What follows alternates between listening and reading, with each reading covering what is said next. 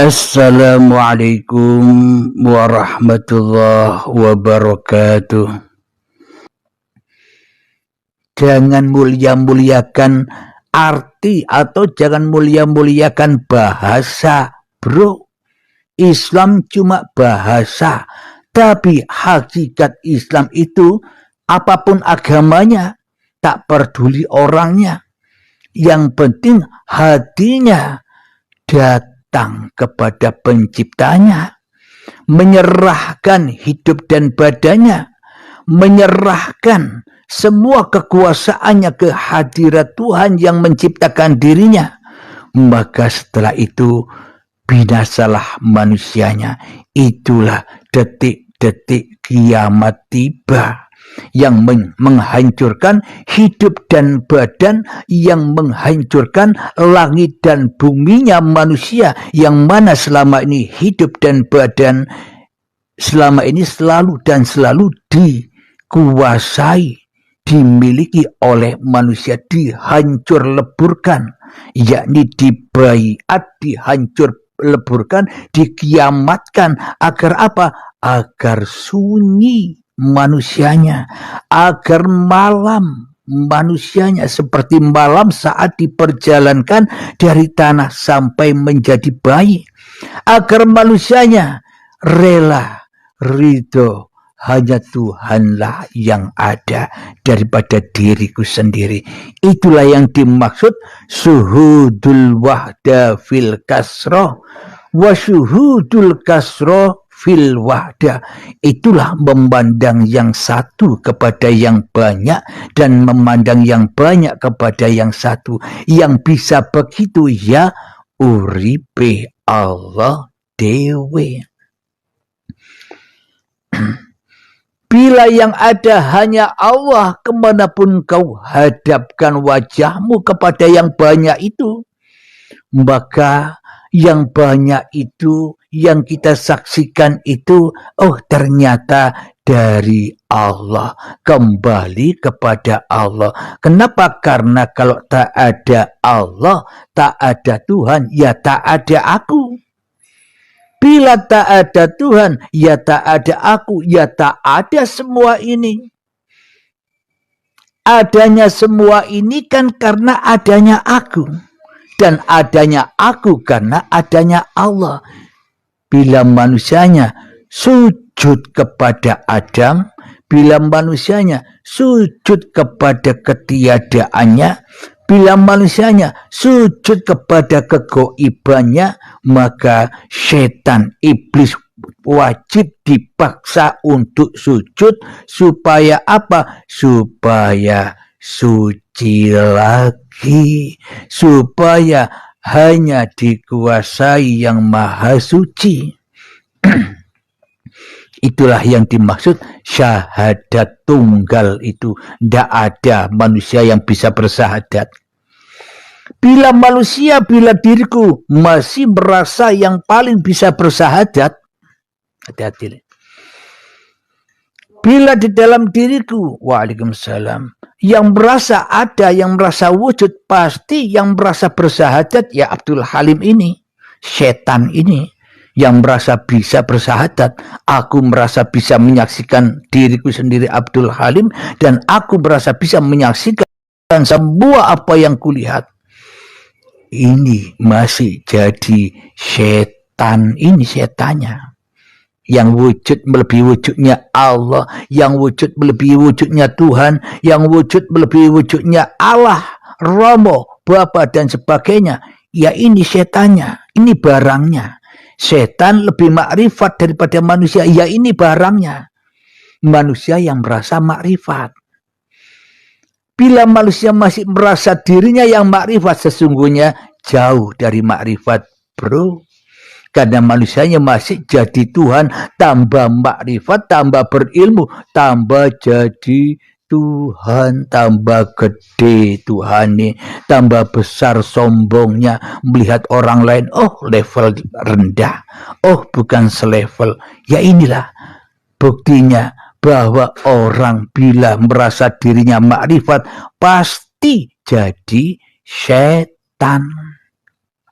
Kenapa makrifat bukan hak kita? Makrifat bukan milik kita. Penyaksian bukan milik kita. Penyaksian makrifat hanyalah milik makrifatullah. Saya, Anda menengok wae, enjoy wae, wong dak makrifat kok bingung. Bingungnya manusia karena manusia ingin makrifat, ingin jadi Tuhan. Sehingga manusia punya kebanggaan, kehormatan di sisi manusia lain. Akan tetapi di paparan uripe Allah, mengikuti bimbingan-bimbingan baiat supaya apa? Supaya makrifat. Supaya ndak makrifat. Supaya rela, ridho diengek. Rela, ridho hanya jadi makhluk, ojo dadi kholik. Itu tujuannya ikut bimbingan-bimbingan baiat di YouTube Uripe Allah. Jadi apa yang dipapar-paparkan selama ini, apa yang kita pahami selama ini di paparan YouTube Uripe Allah itu ya semuanya masih kulit. Masih serba membingungkan. Kenapa? Karena yang paham masih manusianya ya sulit. Bertahun-tahun, puluhan tahun tak akan bisa menemukan bila masih belajar dewe. Tak cari guru yang membimbing. Maka carilah guru di daerah Anda masing-masing. Jangan merasa kita yang bisa membimbing kita sendiri. Tak bisa kita membimbing kita sendiri. Mari kita buktikan apa yang sudah dipaparkan tadi di dalam ayat sucinya Allah. Yang selama ini kita tidak percaya dengan kitab ini. Kenapa? Karena kita tak bisa mempraktekkan apa yang ada di dalamnya. Berarti kita tidak punya iman kepada ayat-ayatnya Allah. Akan tetapi kita hanya iman kepada ayat-ayat hawa nafsuni dewe-dewe. Apa buktinya? Allah gaib, tidak berlaku bagi kita Allah. Yang berlaku bagi kita kan ya diri kita sendiri. Karena diri kita sendiri yang wujud. Karena diri kita sendiri yang hidup. Pasti yang berlaku di dalam dadaku ya Abdul Halimnya daripada Allah. Kenapa? Karena Abdul Halimnya masih kafir. Karena Abdul Halimnya tak mau murtad kepada Abdul Halimnya. Sehingga murtadnya hanya kepada Allah, kepada Abdul Halimnya iman. Imanku hanya kepada Abdul Halimnya. Kenapa? Karena yang kusaksikan wujud Abdul Halimnya. Allahnya gaib. Paham sobat? Semoga kita dipahamkan, khususnya diri saya. Di dalam surat Al-Baqarah ayat yang ke-142. Saya bacakan Arabnya ya. Bismillahirrahmanirrahim. Sayaqulu sufaha'u minan nasi ma wallahum an qiblatihim allati kanu 'alayha. Qul lillahil masyriq wal maghrib yahdi man yasha'u ila siratim mustaqim. Yang artinya orang-orang yang kurang akal di antara manusia akan berkata, apakah yang memalingkan mereka dari kiblat yang dahulu mereka berkiblat kepadanya? Katakanlah dalam kurung Muhammad, milik Allah lah timur dan barat. Dia memberi petunjuk kepada siapa yang dia kehendaki ke jalan yang lurus. Coba kita ulang, hayati dalam hati ya. Hayati. Lepaskan keakuanmu, lepaskan kerajaanmu, hancurkan singgasanamu bila kita ingin memahami ayat-ayat sucinya Allah yang ada dalam diri kita. Artinya orang-orang yang kurang akal di antara manusia akan berkata, apakah yang memalingkan mereka dalam kurung muslim dari kiblat yang dulu mereka berkiblat kepadanya, maknanya apa? Kita selama ini berpaling dari kiblat yang dulu kita kiblati. Allahumma shalli ala sayyidina Muhammad wa asghiri zalimin biwalimin wa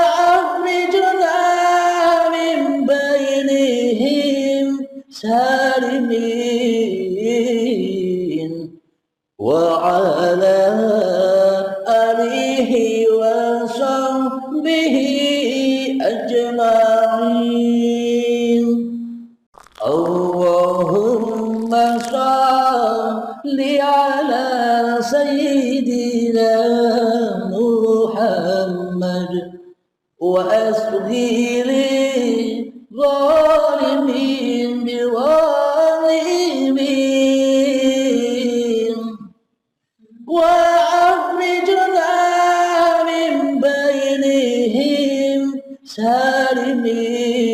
سالمين وعلى آله وصحبه أجمعين اللهم صل على سيدنا محمد وأسغر ظالمين بظالمين وأخرجنا من بينهم سالمين وعلى آله وصحبه أجمعين